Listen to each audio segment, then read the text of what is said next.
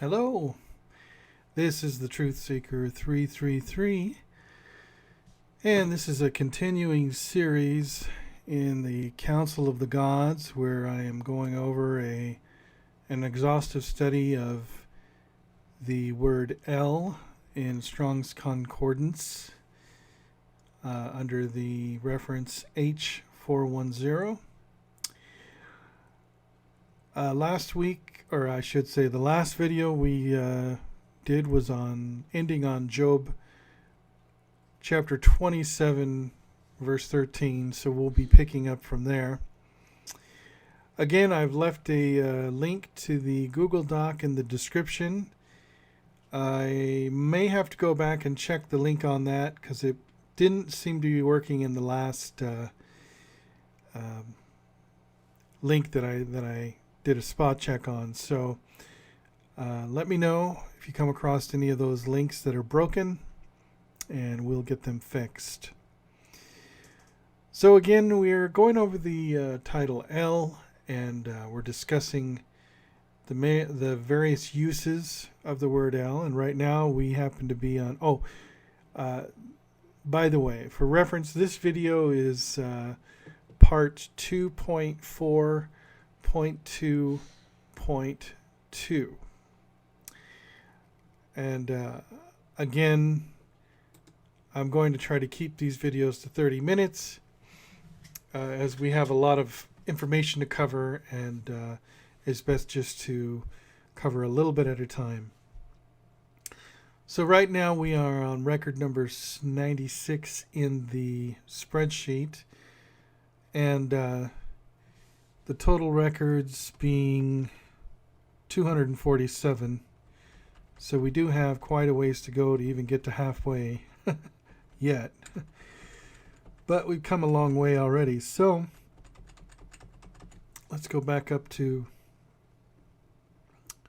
the book of Job. And we have Job chapter 31, verse 14, which reads, "What then shall I do when God riseth up, and when he visiteth, what shall I answer him?" Again, we're using the King James Version. And the Hebrew in the bolded words, God riseth up, which is Ki Yakum El. Ki being the word when, or sometimes it's used as the word because, or the word that, in this particular case, it has been translated when God rises up. You'll notice the Hebrew puts God at the end of the phrase. So again, Ki Yakum El. And so El being the word for God in this verse. I have no comments on this particular verse as it's pretty straightforward. But it is a use of El in its solitary sense. We don't see it as a compound such as El Elyon or El Shaddai or such. So moving on to the next verse, Job 31, verse 23. "For destruction from God was a terror to me, and by reason of his highness I could not endure." And so the bolded section is destruction from God. In the Hebrew is simply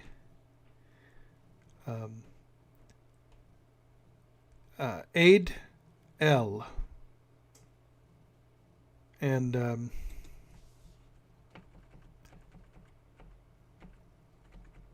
I don't have any comments on that. It's pretty straightforward again.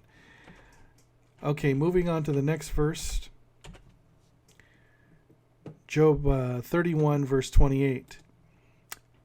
There were an iniquity to be punished by the judge.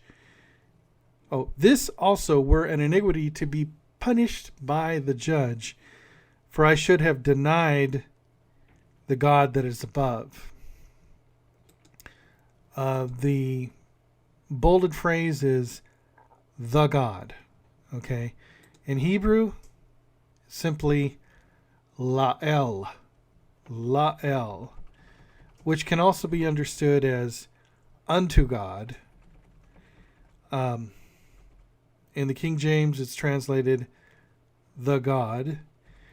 And you'll note that the prefix la is connected to the title El. In other words, it's not separated by a space, but in Hebrew they tend to do that where they'll put the prefix right on the title. La'el. Okay?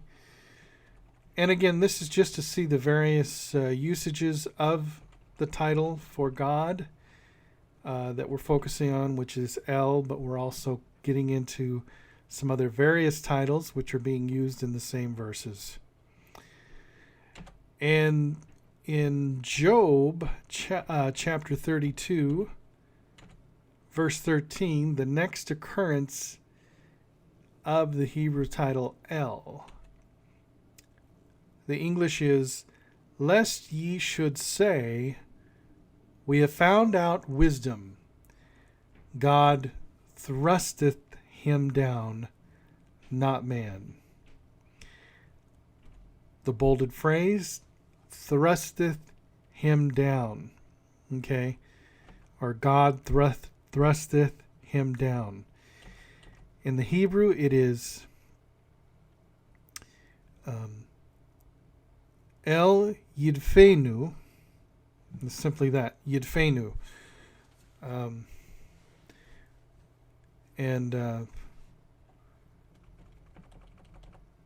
put this in the grouping of El.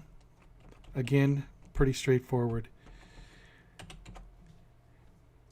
In the next occurrence, we see in chapter 33 of the book of Job, verse 4.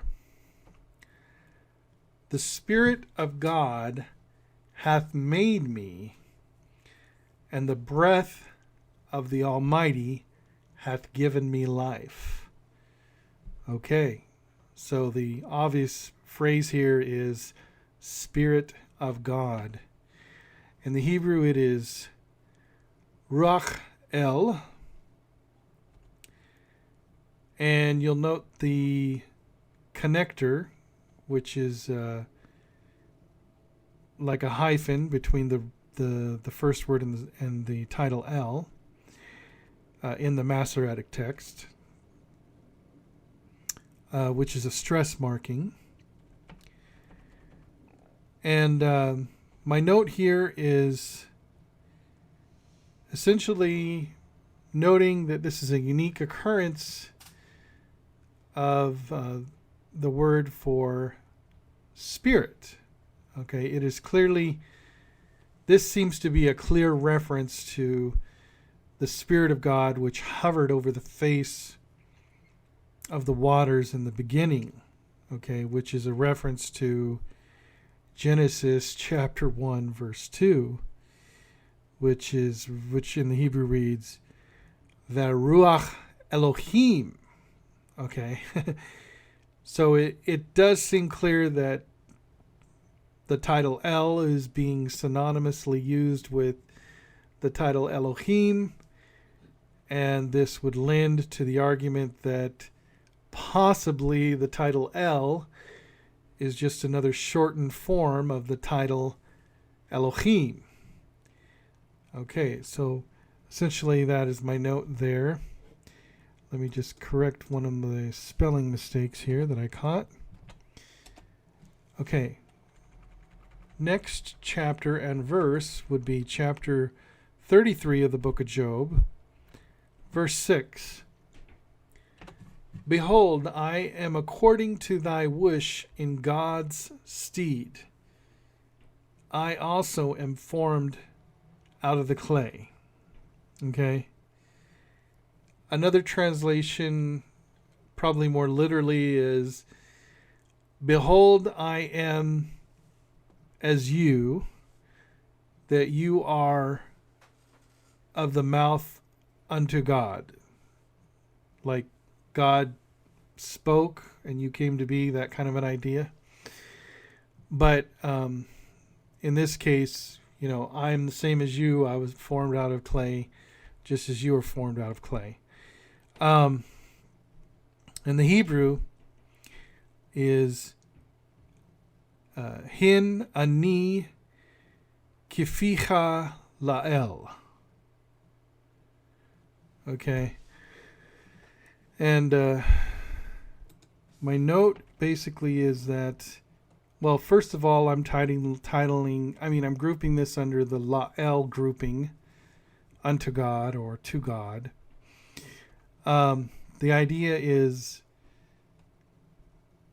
behold, I am from God's mouth, his words, just as you are the same. Okay. Now the next occurrence is Job chapter 33, verse 14. For God speaketh once, yea, twice, yet man perceiveth it not. And the Hebrew is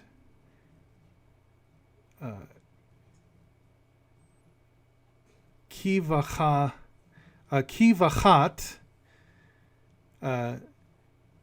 yadeber el.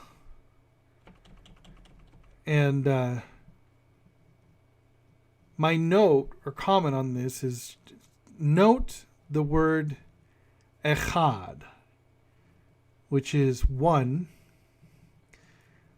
but the plural is used, literally that in one, plural or one of many, he speaks, God. So let's take a look at that again. For God speaketh once, yea, twice, yet man perceiveth it not. And so remember I said ki, it could also mean that or because. In this case, they're translating it for. And if you translate it, for God speaketh once, but again, in the Hebrew, the title el is at the end of the phrase. So in the English, we switch it around and we say, for God speaketh once. But literally it's for in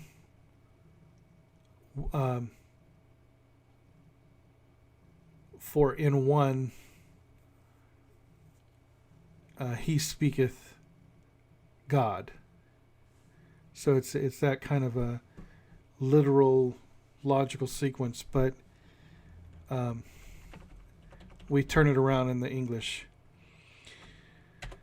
Okay, Job chapter 33, verse 29. Lo, all these things worketh God oftentimes with man. And the bolded phrase is worketh God. And the Hebrew is yifal el, which just is translated, well, ye, the prefix ye is always he, or is referring to he. So it's titled, so it's translated as such, in something of a literal sense of he worketh, God. So this is how we get a word picture of it. So literally it's he works, God. He works, comma, God. That kind of idea. Or just worketh God. Let me check my time on this real quick. Okay, we're doing good. Chapter 34 of Job, verse 5. For Job hath said, I am righteous, and God hath taken away my judgment. and the bolded phrase, and God. And in the Hebrew, it is Va'el. Va'el. And again, the Vav is the connecting character, which is translated and. But in the Hebrew, it is simply attached to the title. And we understand it as and God, Va'el. Job chapter 34, verse 10. In the English, therefore hearken unto me, ye men of understanding. Far be it from God that he should do wickedness, and from the Almighty that he should commit iniquity. Actually, you know what I just realized was that our verse up here also has the word Almighty in it, just as this one does, which is Shaddai. And I need to note that. So I will note that in the spreadsheet. And I'll fix that afterwards as well. At any rate, we do have more than one God title in this, which is Almighty. And that is the title Shaddai. And so, again, there is a synonymous connection between the title El and the title Shaddai. And most times, throughout the book of Job, they are separate. They are not a compound, such as in the book of Genesis, where we read El Shaddai. So, let me look here real quick. Okay. So the particular phrase here again is just la'el, which in this case is the prefix la, which is for or to, translated for God, or in this case from God, and in the same verse we see the use of Shaddai, but in this case it is Vashaddai. So we see the same usage. We see Va'el, and then we see Vashaddai. Again, it's a Hebrew parallelism. It's also drawing a synonymous connection between the two titles. And so in Job chapter 34, verse 12, we read, Yea, surely God will not do wickedly, neither will the Almighty pervert judgment. Okay, so basically throughout this chapter, or throughout the whole book of Job, but throughout these few verses here, we see the counterpoint of the title El and the title Shaddai. Okay, so surely God, yea, surely God. In the Hebrew, it's Ach Amnam El. And the other God word is Shaddai. And again, they're using the same prefix Vashaddai in the same sense. Moving on to Job chapter 34, verse 23. For he will not lay upon man more than right, that he should enter into judgment with God. In the Hebrew, it is El, and the only difference between the first L and the second L is the vowel marking, whereas the first one is the S sound, the EH sound, El, and the second one is the Sere, which is the two dots under the Aleph, which is the it's like a with the long A, El, El, which is the title for God. And the first El is like signifying the object. So it's like to. You could say to God. In this case, they're translating it in the King James Version with God because it works better in the English, although there are other Hebrew words for the word with, such as im. So in this case, this is interesting because it also has the connector with the hyphen connector between the two. So my note, I say basically or with God. The preposition el essentially shows motion or direction towards the object. And I have a link there to that grammar rule, essentially. Quick check of my time here. Okay. And going on to Job chapter 34, verse 31. Surely it is meet to be said unto God, I have borne chastisement, I will not offend any more. And so the bolded phrase is unto God, but essentially in the Hebrew it is more literally translated that unto God, because in the Hebrew it is ki. Remember I'm saying ki, it could be because or that or for. So ki el, okay? So we're seeing that same usage of to God or for God, as in the previous use of the title in verse 23.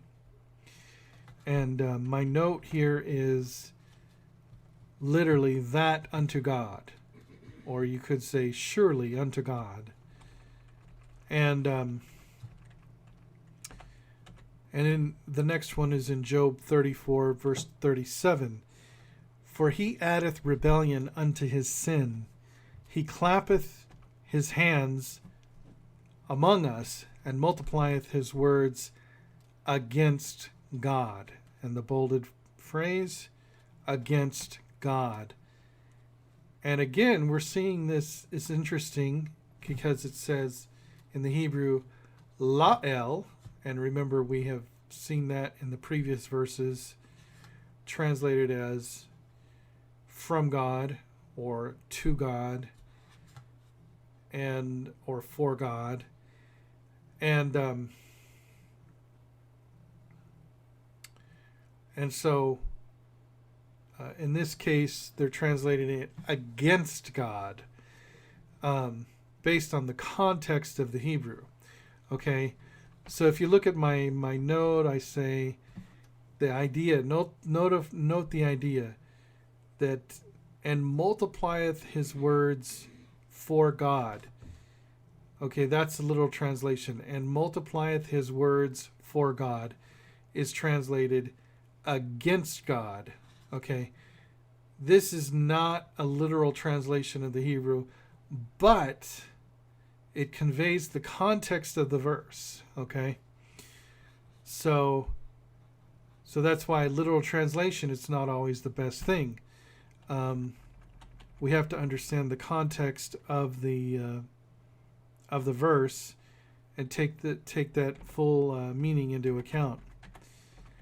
So, in this sense, somehow the euphemism or the colloquialism, I shouldn't say euphemism, I should say colloquialism, is somehow translated or understood as being against God, you know.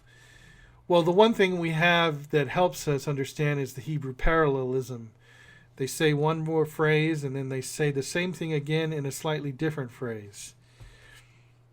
So in the first phrase of the Hebrew it reads, "For he addeth rebellion unto his sin, and he clappeth his hands among us." So it's talking about sinfulness and rebellion.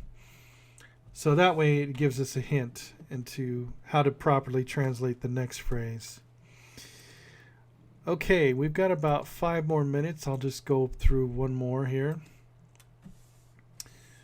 Job chapter 35, verse 2. "Thinkest thou this to be right, that thou saidst, my righteousness is more than God's?"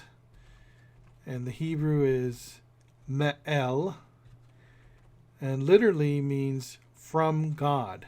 Ma'el, okay? And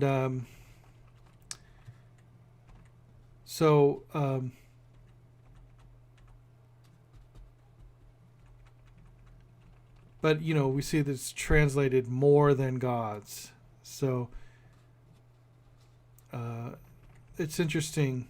Some of these I'd have to look at again and maybe form my own opinion on how it should have been translated or what makes more sense. But not really getting into that right now. I'm just sort of looking at the usages of el. In this case, we see the prefix me connected to the title el. And so I've grouped this with the ma'el grouping. And with that, I'm going to stop right there at Job chapter 35, verse 2. And in the next video, we will be starting at Job 35, verse 13. And hopefully I'll be able to do some more of these so we can finish up this spreadsheet and then move on to the other topics which I have been wanting to get to for quite some time. Right now we are at record 111 on this spreadsheet. All right, everybody. God bless you. Keep seeking truth. And I look forward to my next video. And let me figure out how to turn off the recording. All right. Bye-bye.